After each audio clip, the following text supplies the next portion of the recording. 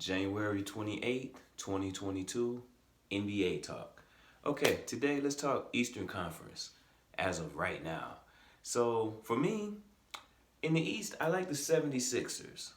Joel Embiid is playing as the dominant player that I've always wanted to see him be, consistently dominating games. I mean, he had a 50-point performance in 27 minutes last week. That's quite amazing.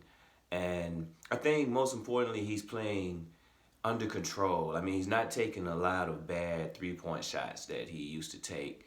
He's banging, working in the post, getting the easy baskets. I like Tobias Harris a lot. I've always liked his game. I think he's playing very well.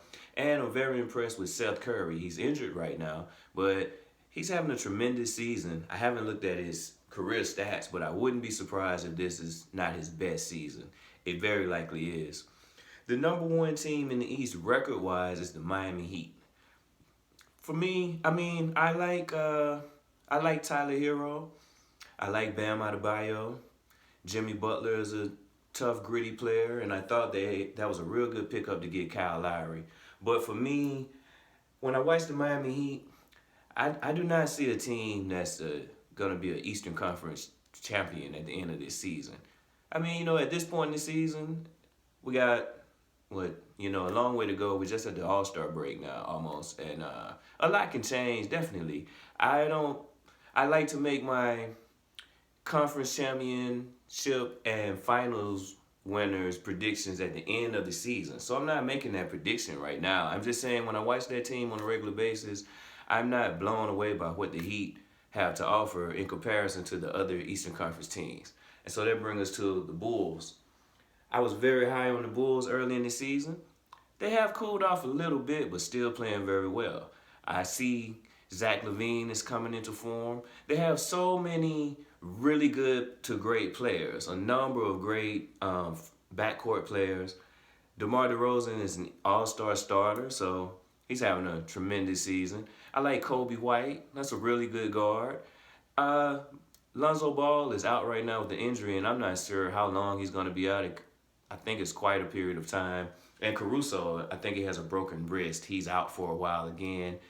He's a good player, and they're going to miss him. And I really like Vucevic as a front court player, a big man. I think he's really good on the offensive end. He doesn't take, too many bad shots. He plays under control. I still like the Bulls. I'm not sure, like I said, they cooled off a little bit, but they're still playing very well. Also, the Milwaukee Bucks. Okay, the Bucks. I put the Bucks and the Nets kind of in the same category. The Bucks are just steadily going along the season. But the thing with the Bucks, they haven't had their big three play enough games together yet to really judge what they can do postseason wise as of right now. I mean, Giannis is playing very dominant.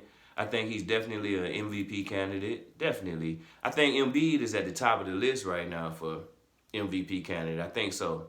Embiid or Ja Morant. But in the Eastern Conference, I like Embiid as the best player in the Eastern Conference right now. But Giannis is climbing. Giannis always plays great. And I like to see the Bucks more with their big three, with their starting lineup intact. So I don't want to judge them just yet. And the Brooklyn Nets, when Kevin Durant plays, it's easy to see they're a great team.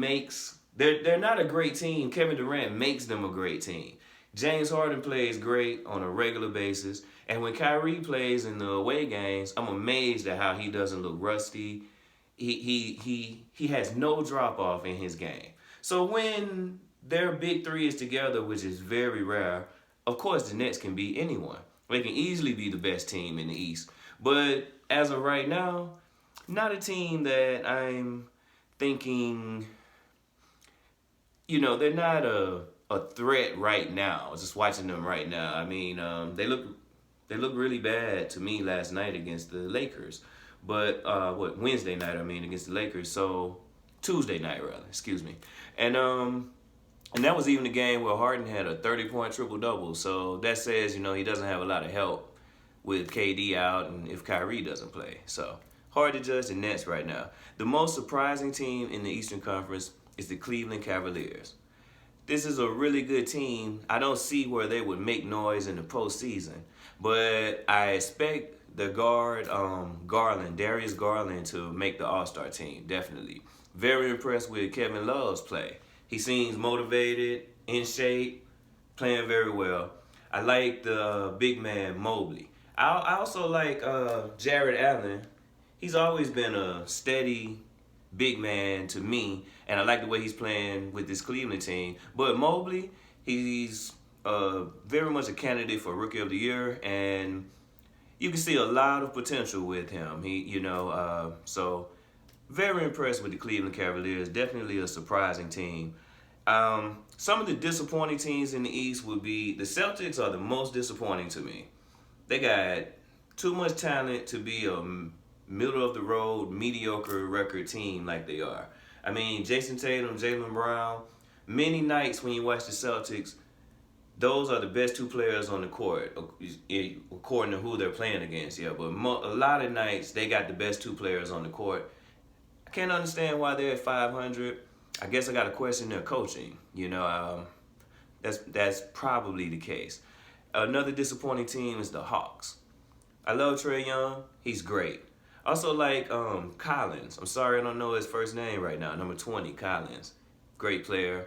They got a few good players on the Hawks team, a few good shooters, but they just don't put it together and win consistently enough for me to feel like they're a threat. I don't expect them to have the postseason success that they had last season. I don't see it this season.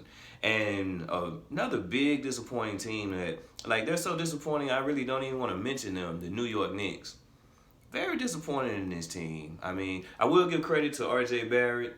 These last maybe 2 weeks, this is some of the best basketball I've seen him play. And I watched nearly all of his games when he was at Duke because I didn't want to miss a Zion Williamson game. So I saw him play a lot. This is probably the best basketball I've seen him play in these last couple of weeks here.